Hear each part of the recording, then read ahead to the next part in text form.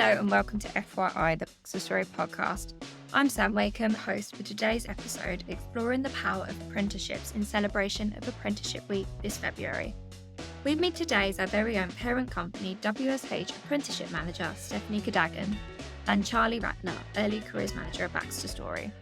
In this episode, we will unravel the assumptions about apprenticeships, debunk the myths, and share some great experiences from other apprentices across the business. So hi, Charlie. Hi, Stephanie. Thank you so much for joining our podcast. For those who aren't familiar with what an apprenticeship is, can you explain this and how does it differ from other education courses such as internships or work placements? So what is an apprenticeship? Okay, so really, an apprenticeship is when someone is given the opportunity to earn as they learn and at no cost to them either. At the end, they get a nationally recognised qualification, and it also can potentially enable them to go further and faster in their career. I don't know if you want to sort of understand a little bit more about the mechanics behind how it works. Oh, yeah, if you keep an overview, that'd be really Yeah. Okay. So I've just sort of mentioned at no cost to themselves. So what happens is there's something called an apprenticeship levy. So businesses that have a pay bill in excess of 3 million a year pay into this apprenticeship levy. And ultimately that levy funds individuals learning. So if a business doesn't pay into the levy, we can actually transfer our funds to them so that some of their individuals can learn as well. So what it does, it enables apprenticeships for everybody in the working place. And there is an apprenticeship there for everybody in whatever role they do. in hospitality specifically, what types of apprenticeships can you expect to find? Oh my goodness. Well, the library is huge. We as a business offer apprenticeships with the operational activity. So that can be operational manager levels. So your level 5 apprenticeship or a team leader at level 3 or a customer service at level 2. We also have apprenticeships within culinary area. So that might be a senior chef or a commis chef. We have apprenticeships available for our sort of people professional areas. So you could do an apprenticeship in L&D consultancy, HR support, senior people, professional apprenticeship as well. IT and digital, that's another area that we offer apprenticeships in. So we have a digital marketing apprenticeship available. We have data analyst available. Business, we've got marketing assistant apprenticeship, associate manager apprenticeship. We also offer apprenticeships in finance, so accountancy, and we also have degrees and masters available. So as I'm just saying, a huge catalogue of apprenticeships available in very many diverse areas. Who is typically looking for an apprenticeship and what are the advantages of choosing an apprenticeship program? Well, I immediately think there that there's people who absolutely don't realise that they're eligible. And that was probably me a couple of years ago. And I had a conversation with Steph about, I had been in various departments in the business and never thought about apprenticeship. I had exactly the same thought on apprenticeships as a lot of people have, which is you leave school and you go into an apprenticeship and then you carry on in the world in which you gained that apprenticeship subject. I had a very enlightening conversation with her about, she said, you can, as long as it's not to do with something that you may have gone to college or university with, you can do anything you want and it can enhance what you do now. And Steph and I, when you just asked us the previous question, were looking into our computers or into our notebooks because we have so many available. Our business spans so much, so many subject areas. It's not just what we do on the ground, on the front of house, and it's not just what people do back of house. It's amazing what we offer as a business. And it literally, when I go out and speak to people, I can say, what are you interested in? Because I bet you we can offer you an apprenticeship in it. And it's an absolute no-brainer. I mean, that's what we say. We say it so much, but it's a no-brainer. You are being paid to enhance any skills that you have or learn a new subject, which you're personally interested in. That might take you into a different career, a different pathway within what you're doing. And it's, what are you interested in, and what would you want to study and therefore get a nationally recognised qualification in? So I think, in answer to your question, it's just about us getting the message out there, but that everybody in our business can look at what we offer and can enhance anything that they're interested in by using us, use the levy, use what we can offer. Charlie, you just touched on there one of the myths that I think a lot of people have preconceived ideas. You come out of school, you do an apprenticeship. Actually, you can be any age to do an apprenticeship, which is what's so fantastic. And, I think there's still this, maybe apprenticeship is wrong terminology now. Maybe they should be rebranding it, because I still think a lot of individuals think of an apprenticeship as, you've got to have your overalls on and be under a colour or something, or being in the kitchen. But it's so not like that now. And like I was just mentioning, the diversity of apprenticeships that are available, and individuals that, for instance, in our industry, we've got senior management that have been in our business for many, many years. And they're now thinking, actually, you can get a master's by doing an apprenticeship. It's mind blowing. It really is. So there you are. We've got to myth bust on apprenticeships. That's our mission. Because it's not only about opening doors, but it's actually, you can get a master's degree. And I think you're so right. That's that preconception about an apprenticeship. There's all different levels. So what would you expect to gain from that apprenticeship program? So you obviously have a qualification. What else would you learn throughout the way? Well, like you just said, yes, you get that nationally recognised qualification. And I said right at the very beginning, I think it does enable an individual maybe to go further and faster with their career, because during their apprenticeship, they're learning on the job. They're acquiring skills that will enable them to move forward much quicker. And because it's a planned program, there are tick boxes of activity. So at the end of it, you have a knowledge that really does enable you to move forward. We can bring people into the business with an apprenticeship tagged onto the job role. It can be the selling point. It should be the selling point, for us. And it's not just new joiners and what we can offer them. It's everybody else who's been in the business at 5, 10, 15, 20 years, like Steph just said, and decide that they want to enhance what they're already doing or learn a new skill. But I think the young people are completely up to speed with how it all works, because it's part of their world and education, and they get talked to about it when they're leaving school and they're leaving college and things like that.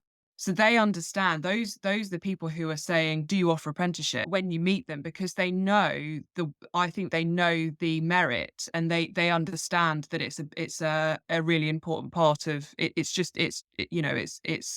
It's kind of a no-brainer now for them. I think it's the people, uh, the older people, or the people that still have this stigma around apprenticeships and that don't have the knowledge and the information, that don't think about it. So it's a real selling point for us to be able to say we offer so many, when we talk to the young people, because they're saying, that will, if we can say yes to all of those, to any apprenticeship that they might be interested in.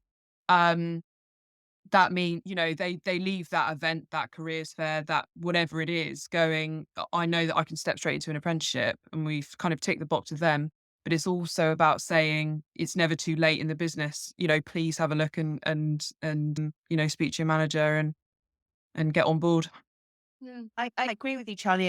I think schools and colleges and careers advisors are now really enabling, school leavers to understand about what apprenticeships are about. And of course, on social media, there's so much more now about it. I think some of the blockage is maybe parents of younger people not really fully understanding and appreciating what an apprenticeship is now. And one of the things I do is bring in individual school leavers, and they come onto our Chartered Manager degree apprentice program. And I have to say, that when I first started recruiting this a few years ago, it was harder to recruit because people were naive to it. But my goodness me, over the last sort of 3 years, I've really seen the momentum of applications coming in, because people know about it. People are talking about it. It's fantastic. Absolutely. Stephanie, what you do is so important for the business, but it's also, it's about changing that stigma of what Yeah. apprenticeship means. I suppose perhaps there's managers throughout our business and other businesses that don't appreciate the real value of what an apprenticeship program will do to their current people and retention. So, in light of Yeah. that retention piece, can you just explain how important it is to remind our people of the importance of advertising and encouraging our team members to look at the apprenticeship program if they are looking to explore or leave? On average, it costs £4,000 to induct a new starter into our business. Mm. And that's just us, not industry wide. I think, Samantha, you've sort of hit the nail on the head there with regards to retention. As you said, we've heavily invested in individuals already. We've brought them on and we've trained them to a certain point. So it's about retaining them in the business, and to be able to give an individual the opportunity to develop even further is it's going to be a big tick in the box, isn't it, for that retaining piece? Again, Charlie used the term no-brainer. Of course, we should look at, if we've got a position within the business, we should always be looking at putting one of our own in that position. And if we are using apprenticeships, the very first thing they do is they look at an apprenticeship for an individual within their business. How am I going to retain them? What opportunities can I give them? Let's see if there's an apprenticeship there that's going to be of value and interest to that individual. Let's use it. Yeah, and I think it shows from an employee side, it shows the commitment and the longevity that your employer wants from you. It's saying, you're brilliant. We want to keep you. We want to put you through something that could take 1 years, 2 years, 3 years, depending on what it is, because you're brilliant, and we want to invest the money that we've invested in our levy, on you, because we want you to be interested in your job and to learn new skills, and and to have opportunities within the business. I think it's kind of that confirmation, that validation of wanting to keep that employee, because they're an asset to the business, I guess. Do you ever have managers, not just at BaxterStorey or WSH, but throughout your career, that they've just not seen the value in the apprenticeship program? And how do you kind of change their minds? Go on, Steph. I'm talking about my apprenticeship. Yes, I think it can be challenging. So it's about ensuring that line manager, that potential apprentice, understands the value that apprentice is going to bring to their business in the long run. I mean, it does require investment of time from a line manager's mentor, but yes, our role is to educate them and ensure that they understand what benefits there are by putting their individual through an apprenticeship. And I have to say, initially some people can push back a little bit. My goodness, I haven't got time to have an apprentice in my business. But once they've done it and gone through the process, it's like, oh my goodness me, this is amazing. This individual's a real asset to my business. She'll want another apprentice. Yeah. Oh, well, so they come back, Oh, they do. come back for Definitely. I more, think I get a lot of repeat business, I have to Yeah. say. which is That's fantastic. great. And also think it's worth noting, for any manager that's thinking they might take on an apprentice, it's not just them and the apprentice. That apprentice gets so much additional support from the apprenticeship provider themselves. It comes with trainers, it comes with coaches, all of that type of thing. And then we've got the support in our business, the likes of myself, I'm here to support. So it's not just that line manager and that apprentice. There's a huge support mechanism around them. Yeah. Yeah. Very good point. Yeah. That's a good point. And you stole my next question, which was, what support does the apprentice have? You said that they have a mentor. Is that their line manager, or is that someone else in the Yes, business? so in the workplace, they have their line mentor. Mm. And then I'm also around as an additional support. And then, like I just referred to, the apprenticeship they also have their support network. So an apprentice will have trainers from that provider. They will have coaches and mentors as well. Mm. So then, for instance, our chartered manager degree apprentices, they are based at one location initially. And then after a period of maybe 6 months, they start moving around locations.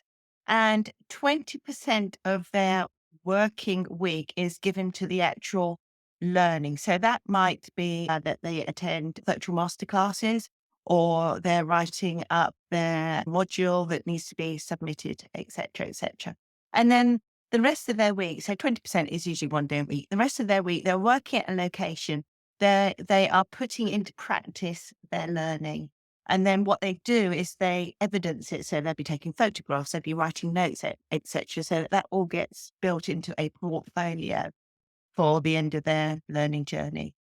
So obviously, if you're doing an apprenticeship in the kitchen, it's very hands-on apprenticeship. But then, you might be doing project management apprenticeship. So that's a little bit different. Again, you get involved in a project within our business so that you can be evidencing your learning going through. So it really does depend which apprenticeship you are studying.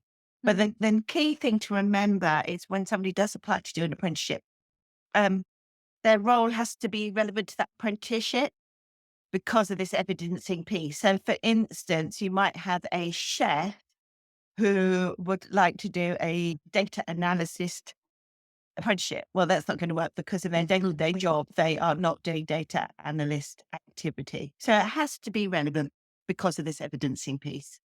So, Charlie, you said you moved from around the business. How did you do that? So Steph had a conversation with me about apprenticeships when I was working in the HR department. And it was relevant to my role under the HR.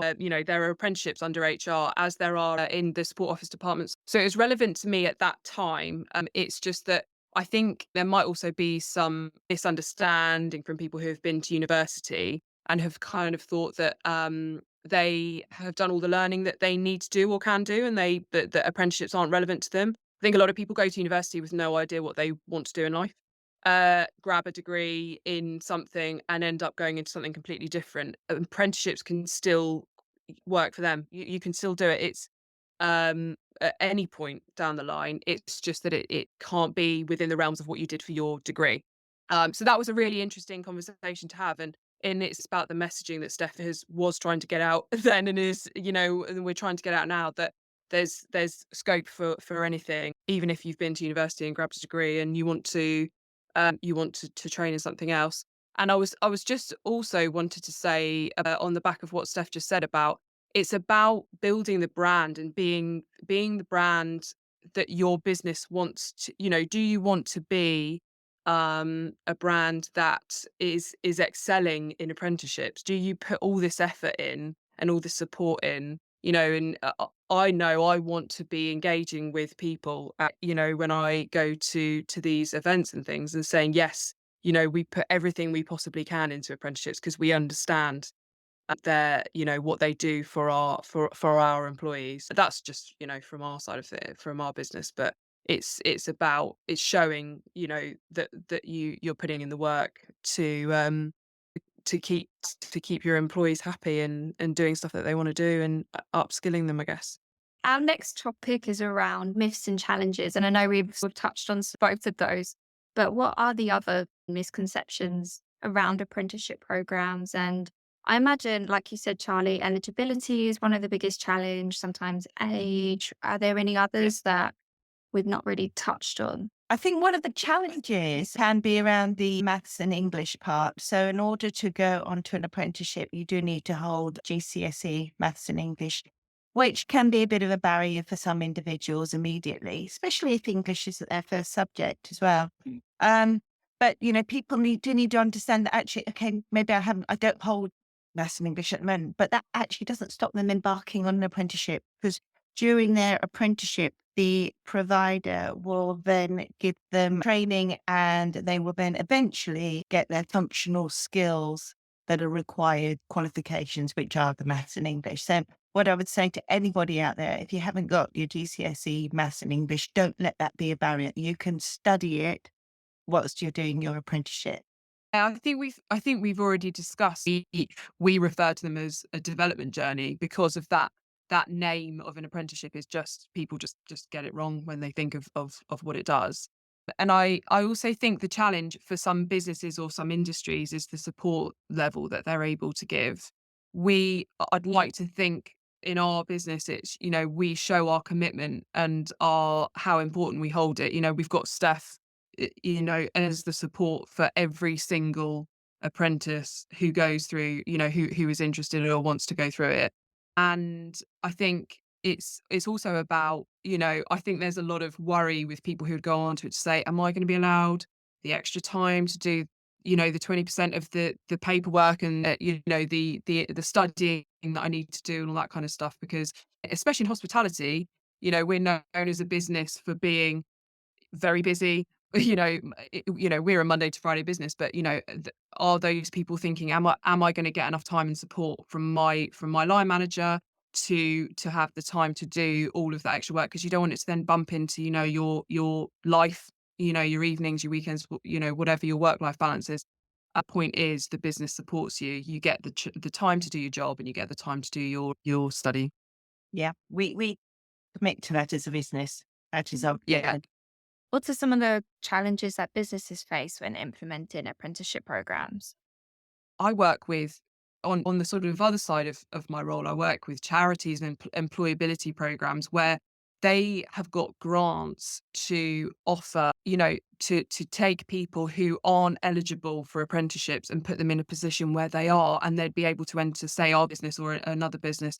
They're, and the government and DWP and things like that are sort of tripping over themselves to invest to make sure that people can do this, because the businesses can then employ people and do the rest of the work kind of thing because they've put the work in beforehand. There's just so much support out there. It's about getting out there and educating yourself with how you can support your apprentices and having a business model that means you can do that, I guess. I think sort of following up on that, smaller companies may not realize that actually they can get access to this levy, apprenticeship levy. Yeah. And it's literally about sort of going onto the government websites and having a look at, getting some levy transferred to them.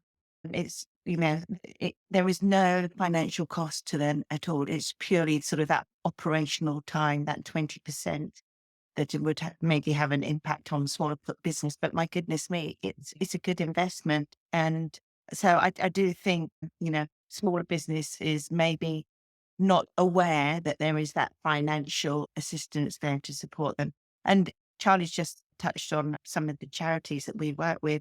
And we've got some individuals in the business that we have brought in through some social mobility schemes. And we have transferred our levy to pay for those individuals to go through an apprenticeship.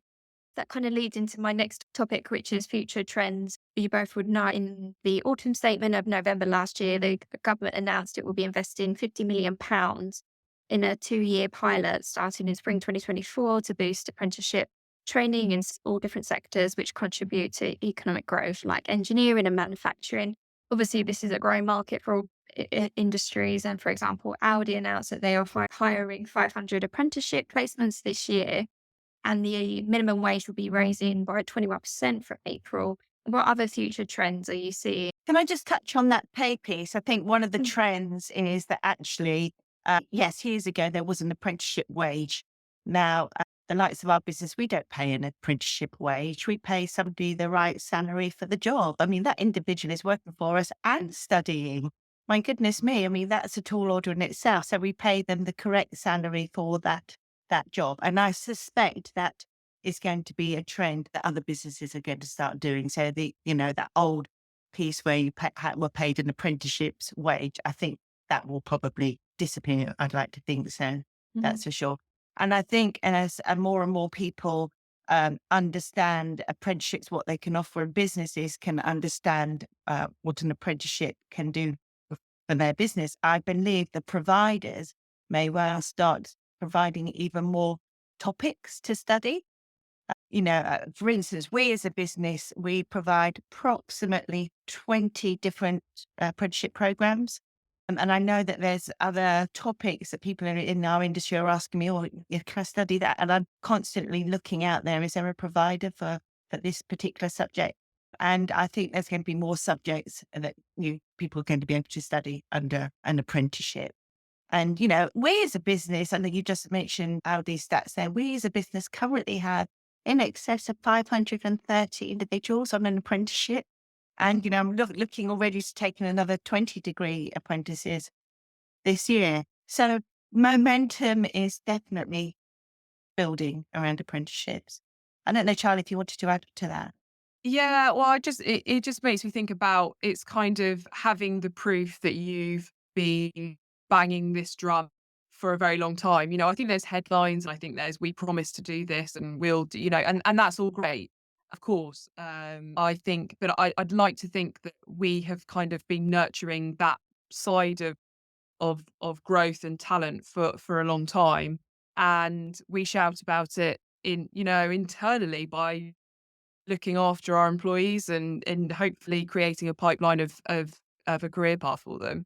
And I think also, I mean, what we'd like to get to the point of, and other people, I'm sure, in other industries will get to, where it just gets to the point where apprenticeships are tagged on to the roles as they're being advertised, because it's not at all, we'll get you in and then we'll have the discussion about an apprenticeship at a later date. And it's about, why wouldn't you just advertise all of those roles that you possibly can as an apprentice? And that just becomes the norm for us and for hospitality and for all those other industries, where you're taking somebody on regardless of, of age and school status and all that kind of stuff as an apprentice, but paying, as Steph says, paying them a normal wage with the add-on of that extra bit of learning and the qualification. That, that's where we'd all love to get to. What advice would you give someone who's listening in and wants to just start exploring that Call program? Steph immediately. What about someone who doesn't work for the business? What do they do? Do they just drop Steph a message on LinkedIn? How does that work? Okay. Well, I mean, yes, if they want to join our business, yes, please reach out to me.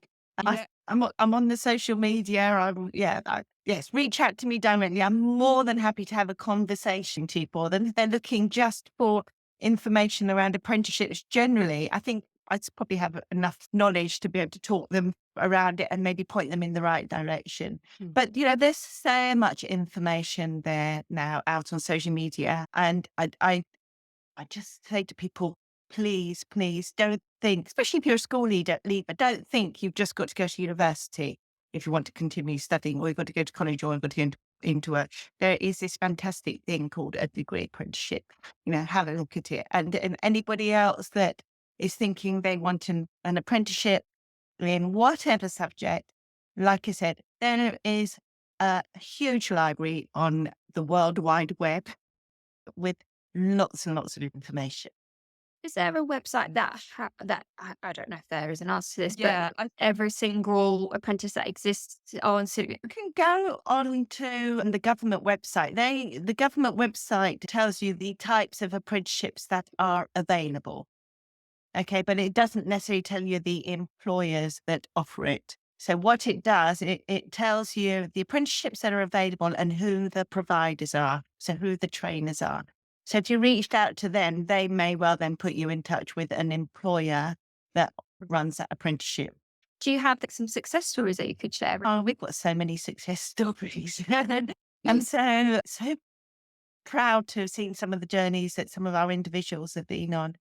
And many are, especially the younger people that joined us on the Chartered Manager degree apprentices now, they're already senior managers in our business, operating and running big contracts for us. And it's just absolutely fabulous to see.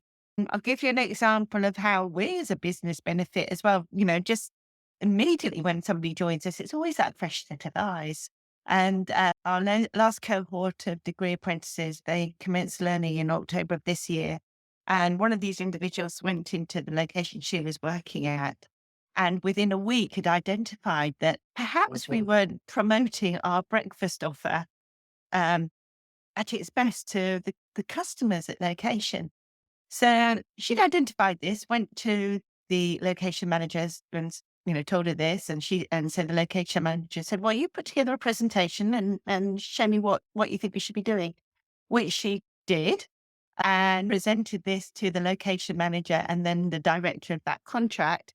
And they said, yeah, we think you're right. So they put in action her ideas. And lo and behold, and this is within 2 weeks of her joining us, lo and behold, they put into action, like I said, her ideas. The next week, the sales of those breakfast products went up. So immediately we as a business, we receive, how can I say it, immediate benefit from having this young individual with a fresh set of eyes in our business. So that's just one immediate sort of bit of success story. But long term, my goodness me, I could tell you about so many, Sam. It goes on and on and on. It really does. Young individuals coming in, looking after contracts and bringing in new ideas with them, delivering to our clients. And then again, I'm talking about young individuals, but we've also had people that have been with our business for a long time who've thought, actually, I don't think I can study anymore. I think I'm too old. And then actually, once I've had a chat, I tried to hold their hand through the process a little bit. Anyway, they've done it and they've achieved their qualification. Those individuals, it's just a delight to see, because suddenly you see them empowered and you see their career moving forward, like I said earlier on, much faster. I obviously speak with apprentices, and I know a few who've been in the support office. And I also I've spoken with some of the degree apprentices who have come through, and recently had a conversation from an early careers point of view, from what I want to do when I'm trying to talk to these to young people. Why did you do a degree apprenticeship, or why did you consider hospitality or BaxterStorey? And she said, well, I had no idea what I wanted to do when I left school. And this gave me the opportunity to get a degree, or, it doesn't have to be a degree apprenticeship. It could be another apprenticeship, and get paid and learn. And all my friends are going to university and just getting into loads of debt, and they're not sure what they're doing. And I feel like I'm contributing to the business and to the industry and learning. And she was so passionate and enthused with what she was doing and she was learning. And when I want to go out and talk about what we do and attract new people into the business, I don't need to do any talking or selling, because I can take any one of our graduated apprentices, anybody who's gone through it, and get them to talk to them, because they're the people who have been through it and can say hand on heart that it was a fantastic thing for them to do. So those are the success stories, when they've come in and you've looked after them properly, and they can speak to other people and convince them that it's a wonderful thing to do. Then you know that as a business, you're doing something right. Do you know, I've met quite a few degree apprentices recently, and the confidence that these really young individuals have. I mean, I think about myself when I was 20, 21, or however, they're just so confident and they're so willing. And it's really lovely to see. I always have a little bit of a chuckle, because when I first meet them, they're in their school uniform and talking to me. And then you see them out in the business and you just think, my goodness me, like you just said, so very confident. And like Charlie's just said, it is this piece about, especially with the degree apprentices, they're not getting into debt. They're already on their career journey, whereas, many of their friends that have gone off to university will come out with debt and then they haven't got any work experience either. Whereas, our degree apprentices, they're already having a career. They're already on their way. And like you said, just such young, confident individuals that we in our business, we want them and we want to retain them, that's for sure.